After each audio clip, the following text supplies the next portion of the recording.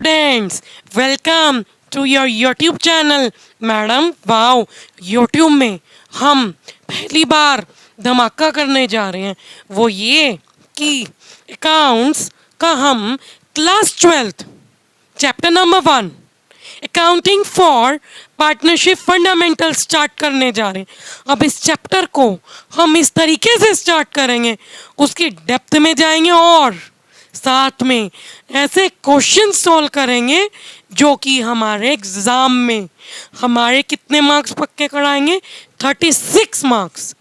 हमारी 12th class में 3 books हैं, volume 1, volume 2, volume 3। Book number 1 volume 1 ये आपकी क्लास में स्टार्ट हुई होगी। तो वॉल्यूम 1 हमारी कितने मार्क्स की आनी है, देखिए 36 मार्क्स।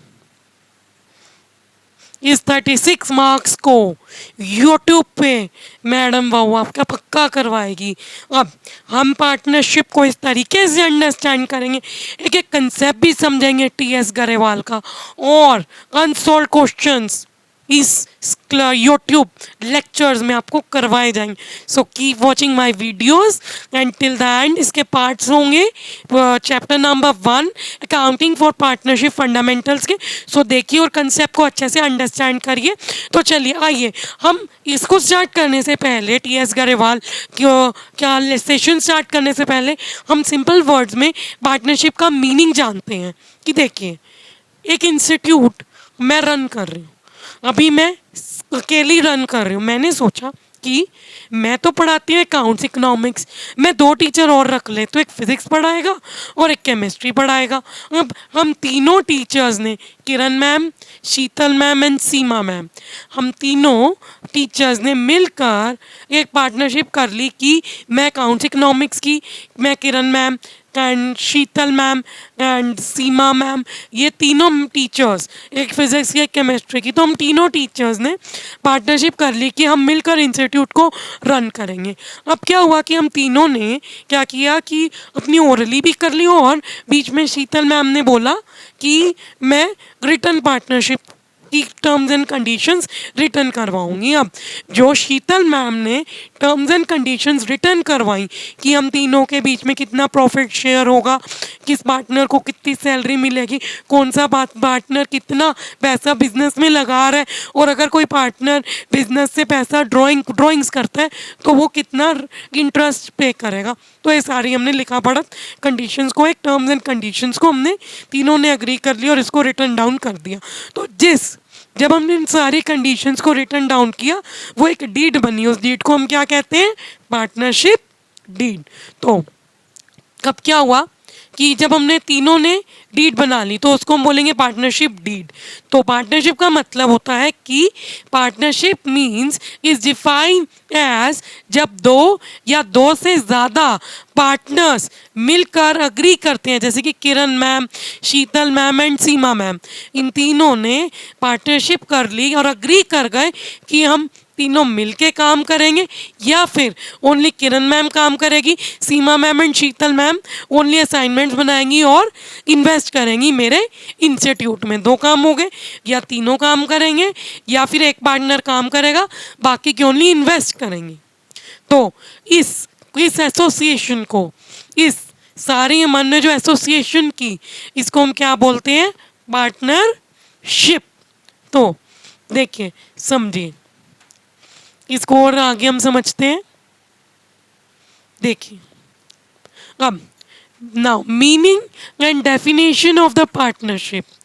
नाउ देखिए पार्टनरशिप में कौन सा एक्ट लगता है, section 4 of the Indian partnership act 1932 हमें याद करना है और दिमाग में लर्न करके बसा लेना है कि कौन सा सेक्शन लगता है। इंडियन पार्टनरशिप एक्ट 1932 का सेक्शन 4 क्या कहता है कि पार्टनरशिप जो है वो एक रिलेशनशिप है।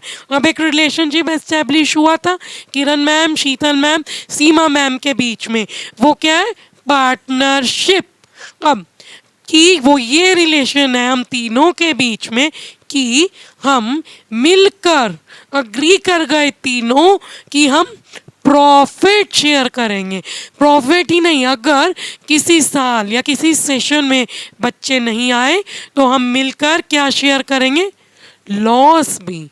ठीक है, business carried on by all of them. Carried on by all of them का मतलब कि या तो तीनों काम करेंगे या तो any of them acting for all, या तो उनमें से कोई एक सभी के लिए काम करेगा। या तो Kiran ma'am, Sheetal ma'am, Seema ma'am तीनों काम करेंगे, या फिर किरण मैम, शीतल मैम और सीमा मैम के लिए काम करेगी। तो इस तरीके के रिलेशनशिप को हम क्या बोलते हैं, पार्टनरशिप। और इसको कौन डिफाइन करता है, section 4 of the Indian partnership act 1932। चलिए अब हम आगे देखते हैं पार्टनरशिप का नेचर क्या होता है। अब देखो, नेचर ऑफ पार्टनरशिप, अब दो तरीकों से पार्टनरशिप को देखा जाता है। एक लीगल प्रोस्पेक्टिव से, तो एक लीगल पॉइंट ऑफ व्यू है, और दूसरा हमारा कौन से, अकाउंटिंग पॉइंट ऑफ व्यू। तो देखिए, लीगल पॉइंट ऑफ व्यू की अगर मैं बात करूं तो लीगल पॉइंट ऑफ व्यू कहता है कि देखो, ये फर्म है, फर्म यानी इंस्टीट्यूट, ठीक है, और फर्म के अंदर जो पार्टनर्स हैं जो इसमें काम कर रहे हैं, यानी कि Kiran ma'am, Sheetal ma'am and Seema ma'am, ये दोनों पार्ट ये दोनों जो हैं ये एक दूसरे से सेपरेट नहीं है। ये दोनों एक दूसरे से सेपरेट नहीं है। क्यों, क्योंकि देखो, अगर फर्म हम पार्टनर्स के द्वारा खोली गई है, अगर फर्म को कोई भी लॉस होता है तो सारे लॉसेस कौन पे करेगा, पार्टनर्स। यानी अगर मेरे इंस्टीट्यूट को कोई भी लॉस होता है तो Kiran ma'am, Sheetal ma'am and Seema ma'am हम तीनों इसका लॉस पे करेंगे अपने खुद के एसेट्स बेच के। तो लीगल पॉइंट ऑफ व्यू कहते हैं कि फर्म और पार्टनरशिप जो है वो सेपरेट नहीं है। अब देखिए, जो मोस्ट इम्पॉर्टेंट है वो ये है कि काउंटिंग पॉइंट ऑफ व्यू क्या बोलता है। देखिए, काउंटिंग पॉइंट ऑफ व्यू बोलता है कि फर्म और पार्टनर्स दोनों ही सेपरेट हैं। फर्म भी सेपरेट है और पार्टनर भी सेपरेट है। क्यों, क्योंकि बिजनेस में जितनी भी ट्रांजैक्शन हुई है, कोई भी लेन देन हुआ है, अगर हमने माल सेल किया तो हम डबल एंट्री सिस्टम के अकॉर्डिंग रिकॉर्ड करेंगे। और किसमें रिकॉर्ड करेंगे हम, फर्म के पॉइंट ऑफ व्यू से। किसके पॉइंट ऑफ व्यू से रिकॉर्ड करेंगे, हम फर्म के पॉइंट ऑफ व्यू से रिकॉर्ड करेंगे। तो जब हम ट्रांजैक्शन कौन कर रहा है, पार्टनर के द्वारा की गई ट्रांजैक्शन ही फर्म को दिमाग में रख के रिकॉर्ड हो रही है, तो इसलिए फर्म अलग हो गई और पार्टनर अलग हो गई। ये क्या है, हमारा अकाउंटिंग पॉइंट ऑफ व्यू। चलिए अब हम छोटी सी थ्योरिकल क्विकली इसको समझते हैं। मैंने जो आपको एग्जाम्पल दिया है, स्टूडेंट्स उस एग्जाम्पल से हर चीज़ आपको क्लियर हो गई होगी। ये क्या है, हमारे features and characteristics of partnership. पहला कि इसके अंदर 2 और मोर 4 पर्सन्स होते हैं। देखिए, मैंने आपको बताया था कि एक बंदे से तो पार्टनरशिप नहीं होती। जब एक बंदा करता है उसको प्रोप्राइटर बोलते हैं, या इंडिविजुअल एक कंपनी ओन कर रहे हैं। तो जब एक अगर पार्टनरशिप बनानी है तो 2 पार्टनर्स का होना ज़रूरी है। ठीक है, 2 पार्टनर्स का होना ज़रूरी है। और ये जो 2 पार्टनर है वो माइनर ना हो, दोनों ही 14-18 से नीचे ना हो। अनसाउंड माइंड, मतलब दोनों का माइंड साउंड होना चाहिए, अनसाउंड ना हो। डिसक्वालिफाइड बाय लॉ ना हो। मैक्सिमम नंबर ऑफ पर्सन्स, यानी मैक्सिमम कितने जा सकते हैं, 50 से ऊपर नहीं। मिनिमम कितने मैं लिखवा देती हूँ, नोट डाउन कर लीजिए। मिनिमम होंगे 2 और मैक्सिमम कितने होंगे इसके अंदर, 50। और इसके अंदर कौन सा रूल लगता है, rule 10 of the companies rule 2014। This is the prescribe by the central government. Second thing, agreement. मैंने आपको बताया था कि इंस्टीट्यूट में Kiran ma'am, Sheetal ma'am and Seema ma'am, हम तीनों क्या कर रहे हैं, एक अग्रीमेंट। उस अग्रीमेंट में सारी टर्म्स एंड कंडीशंस हैं और वो सारी टर्म्स एंड कंडीशन हम तीनों ने साइन की हैं। तो पढ़ो, लीगल डॉक्यूमेंट होता है। क्या होता है लीगल डॉक्यूमेंट? उस लीगल डॉक्यूमेंट का क्या नाम होता है? अभी मैंने आपको याद करवाया था, क्या नाम होता है? Partnership deed. ठीक है, एक लीगल डॉक्यूमेंट होता है, उस लीगल डॉक्यूमेंट का क्या नाम है students? Partnership deed. It is signed by all the partners. Written document में क्या होती हैं? सारी terms and conditions of the partnership, जिसके कारण पार्टनरशिप एग्जिस्टेंस में आती है, और उस डॉक्यूमेंट को हम क्या बोलते हैं? Partnership deed. क्या बोलते हैं हम? Partnership deed. तीसरा, लॉफुल बिजनेस होना चाहिए, मतलब कि ट्रेड होना चाहिए, वोकेशनल एंड प्रोफेशनल होना चाहिए। एक लॉफुल बिजनेस होना चाहिए। ये नहीं कि आप सोच रहे हो कि बम बना लें हम तीनों पार्टनरशिप में, वो नहीं होना चाहिए। लॉ फुली वो एग्जिस्ट करना चाहिए, और लॉ लीगली उसको एक रिकॉग्नाइजेशन दें। ठीक है, प्रॉफिट शेयरिंग की अगर हम बात करें तो पार्टनरशिप एग्रीमेंट, जिसका नाम मैंने आपको क्या बताया, पार्टनरशिप डीड में क्या होता है कि दोनों पार्टनर्स या तीन पार्टनर्स के बीच में जो जो प्रॉफिट एंड लॉस शेयर होगा उसका रिकॉर्ड होता है। और पांचवा, बिजनेस जो है या तो कोई एक करेगा या तो सारे करेंगे, जैसे कि मैंने आपको एक्सप्लेन कर दिया।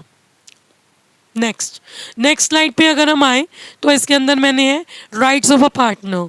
ना अगर मैं किसी भी ऑर्गेनाइजेशन की फर्म की पार्टनर बनती हूँ तो मैं क्या क्या मैं राइट रखती हूँ एज अ पार्टनर, या समझिए राइट्स को। सबसे पहला राइट कि बिजनेस में जो भी मैनेजमेंट एक्टिविटीज़ हो रही हैं उनमें पार्टिसिपेट कर सकती हूँ, जो इम्पोर्टेंट डिसीजंस लेने होते हैं।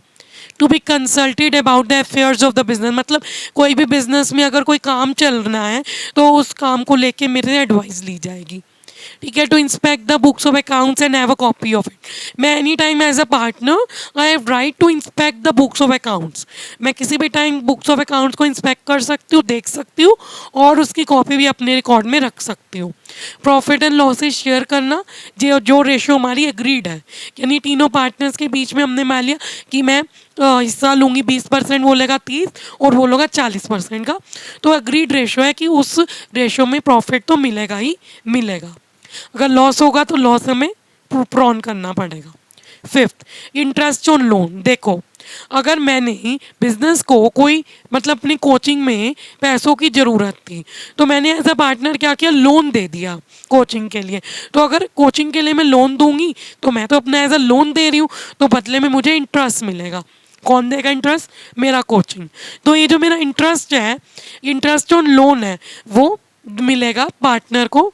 अग्रीड, जो तीनों के बीच में अग्रीड होगा उस रेट पे मिलेगा। बट अगर डीड ही नहीं है, क्या हुआ कि हम तीनों ने काम चालू कर दिया बिना कोई लिखा पढ़त के, बिना कोई पार्टनरशिप डीड के, तो उस केस में by Indian partnership act 1932 shall be applicable. ठीक है, अब इसके अंदर जो चार्ज होगा वो कितना चार्ज देना पड़ेगा? 6% पार्टनर को मिलेगा जब वो कोई लोन देता है बिजनेस को। 6। अब देखो, अब अगर कोई इमरजेंसी हो गई, कोई भी इमरजेंसी होगी या कोई भी अचानक से खर्चे पड़ गए, तो कोई इमरजेंसी के केस में और खर्चों के केस में कब एक पार्टनर, अगर तीन पार्टनर है तो प्रेजेंट नहीं है, तो एक इंडिविजुअल पार्टनर अगर वो प्रेजेंट है तो उस केस में इमरजेंसी के टाइम पे उसके पास राइट है कि वो डिसीजन ले पाए। ठीक है, not allow admission of a new partner. देखो, अगर हम तीनों काम करें, Kiran ma'am, Seema ma'am and Sheetal ma'am, तो अगर हमें अरुण सर को पार्टनर्स बनाना है तो हम तभी बनाएंगे जब तीनों अग्री होंगे। अगर किरण मैम नहीं मान रही, सीमा मैम एंड शीतल मैम मान गई, तो वो एडमिट नहीं होगा। ये मेरा राइट है। To retire from a firm after giving proper notice for this, any time मैं रिटायर हो सकती हूँ दोनों पार्टनर्स को नोटिस देके। ठीक है, to get an indemnified against the expense incurred by him और incurred on the behalf of the firm. मतलब अगर कोई भी ऐसा ज़रूरी खर्चा आ जाता है कि जो करना ही करना है, तो मेरा राइट है कि मैं वो खर्चा कर सकती हूँ